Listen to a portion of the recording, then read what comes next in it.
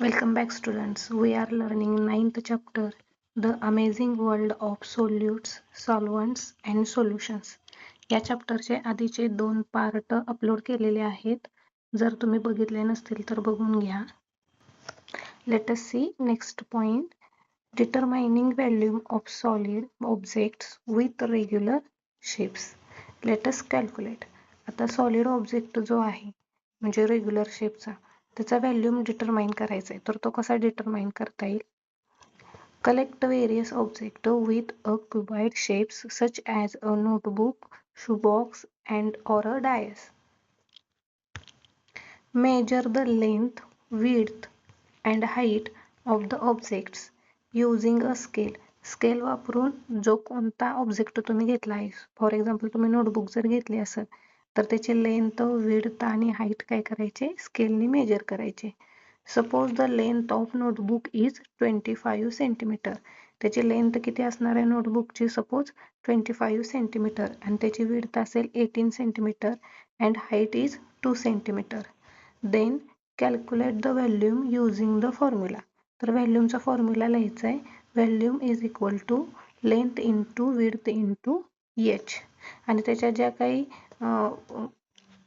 Measurements आहेत ते भरायचे. आता इथं लेंथ किती आहे? 25 सेंटीमीटर, विड्थ जे आहे 18 सेंटीमीटर आणि हाईट आहे 2 सेंटीमीटर. तर त्याचं कॅल्क्युलेशन किती आलं? 900 centimetre cube. Record in your notebook.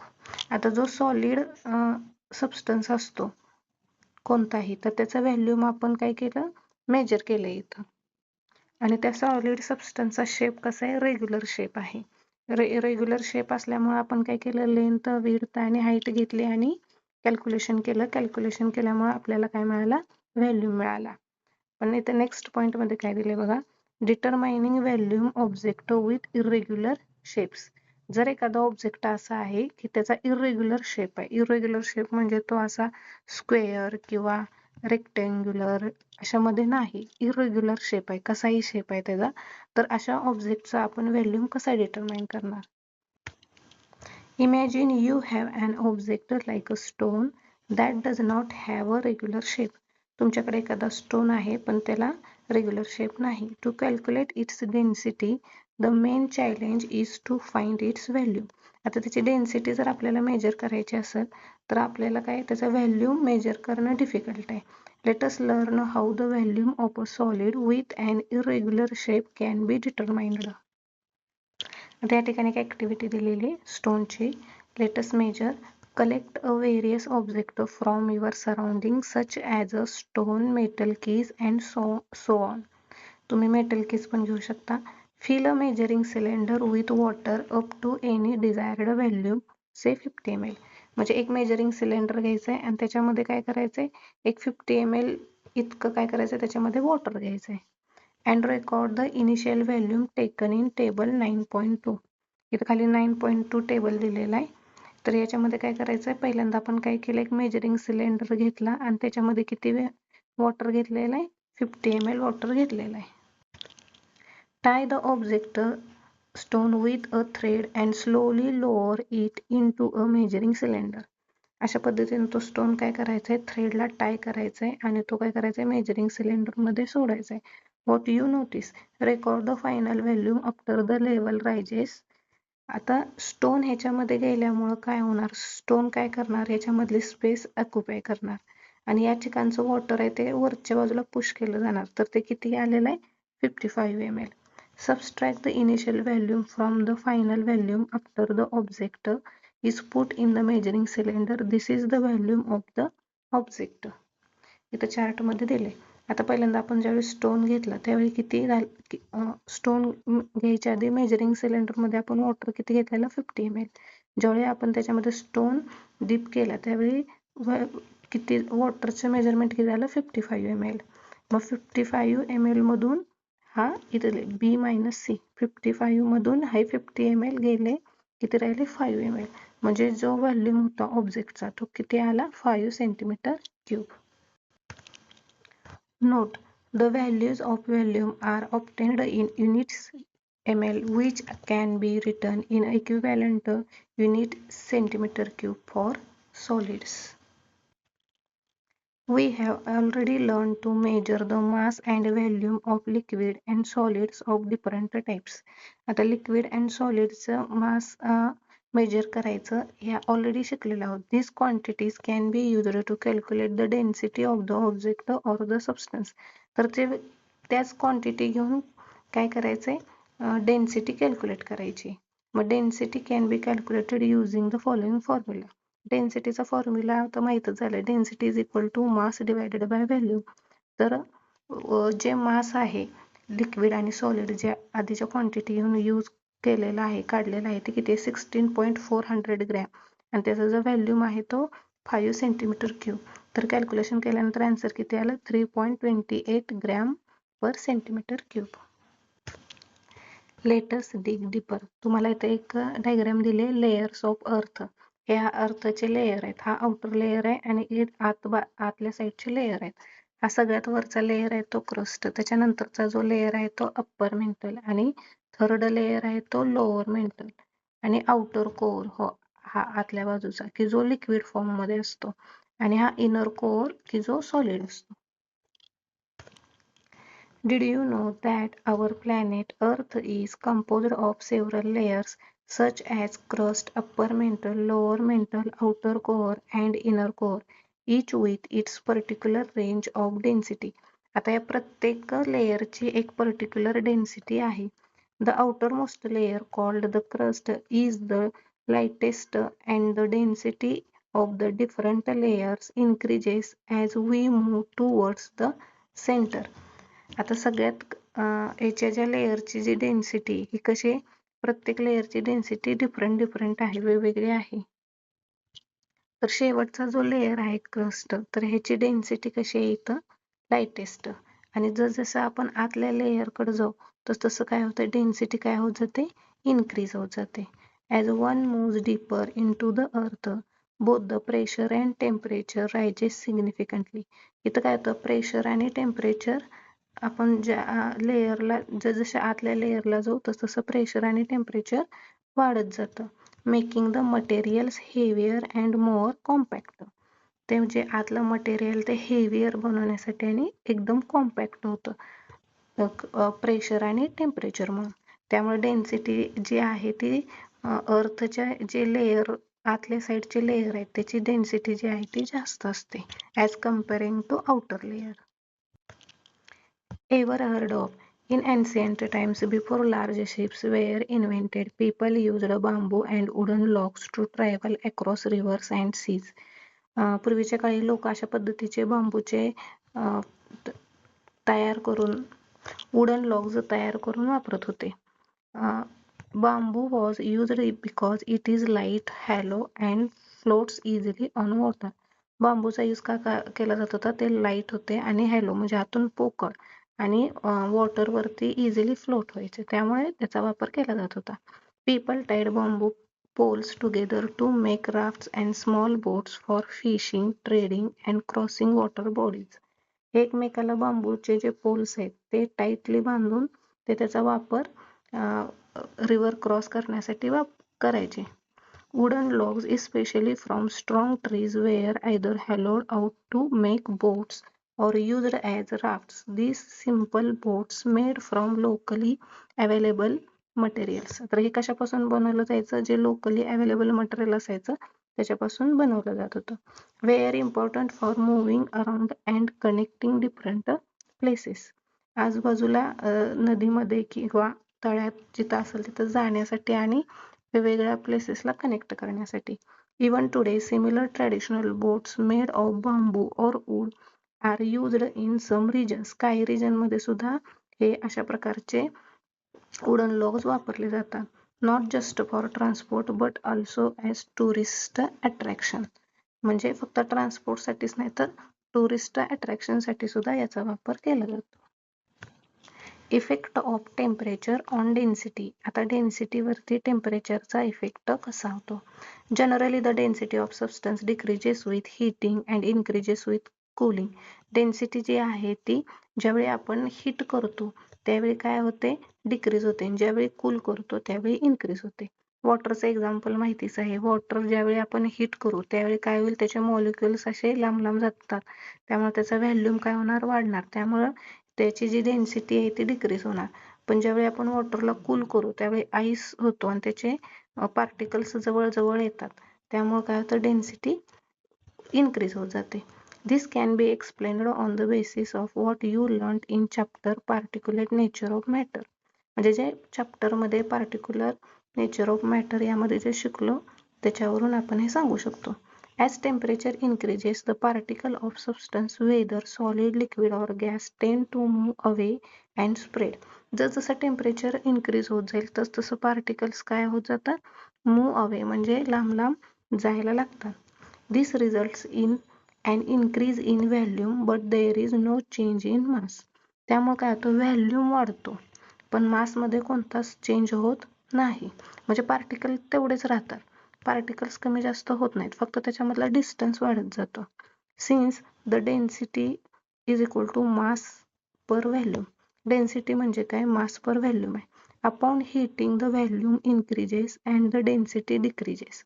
मग हीट केल्यामुळे काय होतं, व्हॅल्यूम इन्क्रीज होतो, त्यामुळे काय होतं, डेन्सिटी डिक्रीज होते. This explains why hot air moves up as it is less dense than the cool air around it. मग जी हॉट एअर असते ती कशी असते, त्याच्यामध्ये हॉट एअर असल्यामुळे पार्टिकल्स लांब लांब जातात, त्याची डेन्सिटी कमी होते आणि जी कूल एअर असते ती खालच्या बाजूला राहते, कारण की त्याची डेन्सिटी जास्त असते आणि हॉट एअरची डेन्सिटी कमी असल्यामुळे ती वरच्या बाजूला जाते. The hot air balloon works on the same principle. आता हे जे हॉट एअर बलून आहेत तर याच्या इथं काय केलं तर हिटिंग केलं जातं. हिटिंग केल्यामुळे ह्यातली जी एअर आहे ती हॉट होते म्हणजे गरम होते आणि त्यामुळं या प्रिन्सिपलनुसार हा जो बलून आहे तो मग वरच्या बाजूने जातो, कारण की ह्याच्यामधली हवा जी असते ती वरच्या बाजूने चाललेली असते, त्यामुळे हा बलून सुद्धा वरच्या बाजूने जातो. Effect of pressure on density. आता प्रेशरचा काय इफेक्ट होतो डेन्सिटीवर. Pressure affects density differently depending on the state of matter. State of मॅटरनुसार डिसाईड होतं की प्रेशरचा कशा पद्धतीने इफेक्ट होतोय. For gases increasing pressure causes the particles to move closer together. आता गॅसेस स्टेटमध्ये काय असणार आहे, पार्टिकल्स असे लांब लांब असणार आहेत, पण ज्यावेळी सपोज इकडच्या बाजूने जर आपण प्रेशर लावलं तर हेच पार्टिकल कुठं जाणार आहेत, असे जवळ येणार आहेत. As a result, the volume of the gas decreases and its density increases. त्यामुळे याचा व्हॅल्यूम जो एवढा मोठा होता तो पार्टिकल असे जवळ आल्यामुळे त्याचा व्हॅल्यूम काय झाला, कमी झाला आणि त्याची डेन्सिटी काय झाली, वाढली. In the case of liquids, pressure has a small effect because they are nearly incompressible. आता ह्याच्यामध्ये लिक्विडमध्ये कसं होणार आहे, पार्टिकल्स ऑलरेडी जवळ असणार आहेत as compare to gaseous state, त्यामुळे ते इनकॉम्प्रेसिबल म्हणजे ते जास्त त्याच्यामध्ये फरक पडणार नाही. We have learned in chapter particulate nature of matter that the particles in solid are very close to each other. Particulate nature of मॅटरमध्ये आपण शिकलेलोच आहेत की सॉलिड मधले जे पार्टिकल्स आहेत ते खूप जवळ असतात, खूप क्लोज असतात. So how is the density of solid affected when pressure is applied? Solids are even less affected by pressure than liquids. Changes in their density are usually negligible. म्हणजे गॅसेस स्टेटवर त्याचा जास्त इफेक्ट होतो, कारण की ते particles gases स्टेटमधले लांब असतात, ज्यावेळी आपण त्याच्यावर प्रेशर अप्लाय करू त्यावेळी ते जवळ येतात. पण लिक्विड स्टेटमध्ये आणि सॉलिड स्टेटमध्ये पार्टिकल्स ऑलरेडी इनकॉम्प्रेसिबल असतात, त्यामुळे जो प्रेशरचा जो इफेक्ट असतो डेन्सिटीसाठीचा तो निग्लिजिबल असतो. Ever heard of Y does ice float on water. आता आईस जो आहे तो वॉटरवर फ्लोट कसं काय होतो. Ice floats on water because it is lighter than the liquid water. आता लिक्विड वॉटर जे आहे त्याच्यापेक्षा आईस जो आहे तो कसा आहे, लायटर आहे. Water has a special property that its density is highest. वॉटरची डेन्सिटी हायेस्ट आहे. As the temperature drops and water turns in to ice at 0 degree Celsius. वॉटरचं टेम्परेचर कमी केलं 0 डिग्री सेल्सिअसला तर वॉटर कशामध्ये कन्वर्ट होतं, आईसमध्ये. It undergoes a change in structure. The particles arrange themselves in a way that take up more space. This process is called expansion, म्हणजे ते particle expand होतात. Because the same amount of water now occupies a large volume its density decreases. आणि तेच तेवढ्याच अमाऊंटचं water काय करतं, त्याची density decrease होते, कारण की त्याचा व्हॅल्यूम काय होतो, लार्ज होतो. As a result ice becomes lighter than a liquid water and floats on its surface. आणि त्याच्यामुळे काय होतं, आईस जो आहे तो वॉटरवरती फ्लोट होतो. This is important for animals living in lakes and oceans because ice floats it forms a layer on top. आता हे जे ॲक्वॅटिक लाईफ असते त्याच्यामधले जे ॲनिमल्स आहेत त्यांच्यासाठी हे बेनिफिशियल आहे, कारण की आईस फ्लोट होतो वरच्या बाजूला, त्यामुळे तिथे एक वरती लेयर तयार होतो. Keeping the water under it warm enough to fish and other creatures to survive. त्यामुळे काय होतं, जे टेम्परेचर आहे ते मेंटेन राहतं फिशसाठी आणि बाकीचे जे सर्वायव्हर आहेत, क्रिएचर्स आहेत, त्यांना सर्वाईव्ह करण्यासाठी. Even in extremely cold weather, जेव्हा एकदम एक्स्ट्रीमली कोल्ड वेदर असतं त्यावेळी सुद्धा तिथं टेम्परेचर मेंटेन ठेवता येतं. Think like a scientist. Take a glass tumbler and fill it with tap water. एक ग्लास टम्बलर घ्यायचा आहे, त्याच्यामध्ये टॅप वॉटर घ्यायचं आहे. Carefully place a raw whole egg into the water and observe what happens. You will notice that the egg sinks to the bottom. ह्याच्यामध्ये आपण जर egg add केलं तर ते काय होणार आहे, सिंक होणार आहे, बॉटमला जाणार आहे. What change can you make to this setup? Make the egg float in water instead of sinking. तर हे जे एग आहे ते खाली कुठं आले, बॉटमला आले. त्याच्याऐवजी हे फ्लोट झालं पाहिजे, इथं वरती तरंगलं पाहिजे. तर ह्याच्यासाठी आपल्याला काय करावं लागेल. In this chapter you have learn the concept of density and how it explains partially why some object float while other sink. आता या चॅप्टरमध्येच आपण कोणता कन्सेप्ट शिकलोय, डेन्सिटीचा. तर याचाच वापर करून आपण हे एक एक काय करू शकतो, ह्या वॉटरवर फ्लोट करू शकतो. तर ते कसं करायचं बघूया. तर इथं 2 बिकर घेतल्यात. एक दोन्हीमध्ये काय केलेलं आहे, टॅप वॉटर घेतलेलं आहे. आणि तर ज्या बिकरमध्ये टॅप वॉटर आहे तिथं काय झालंय, एक खाली बॉटमला आलाय. आणि कारण की वॉटरची डेन्सिटी कशी कमी, तर या टॅप वॉटरमध्ये काय आपण ऍड केलं, सॉल्ट ऍड केलं, त्यामुळे ते सॉल्ट वॉटर झालं. त्यामुळे त्याची डेन्सिटी वाढली ॲज कम्पेअर टू एग. त्यामुळे एग काय झाला, वॉटरवरती फ्लोट व्हायला लागला. मग आपण वॉटरमध्ये ऍड काय केलं, सॉल्ट वॉटर ऍड केलं. Snapshots. A solution is said to be formed when two or more substances mix to form a uniform mixture. ज्यावेळी 2 किंवा 2 पेक्षा जास्त सबस्टन्स आपण मिक्स करतो त्यावेळी काय होतं, युनिफॉर्म मिक्सचर तयार होतं. In the solution formed by dissolving solid in a liquid. जेव्हा आपण लिक्विडमध्ये सॉलिड सबस्टन्स डिझॉल्व्ह करतो त्यावेळी जो सॉलिड कॉम्पोनंट असतो त्याला काय म्हणायचं आहे, सोल्यूट. आणि जो लिक्विड कॉम्पोनंट असतो त्याला काय म्हणतो आपण, solvent. In the solution formed by mixing two liquids, म्हणजे ज्यावेळी 2 लिक्विड्स आपण मिक्स करतो त्यावेळी कॉम्पोनंट जो असतो, जो लेस क्वांटिटी मधला जो कॉम्पोनंट असतो त्याला सोल्यूट म्हणायचं आहे. आणि जो कॉम्पोनंट लार्ज क्वांटिटी मध्ये असतो त्याला काय म्हणणार आहे, solvent. A solution in which the maximum amount of solute has been dissolved and no more of it can be dissolved at that temperature is called saturated solution.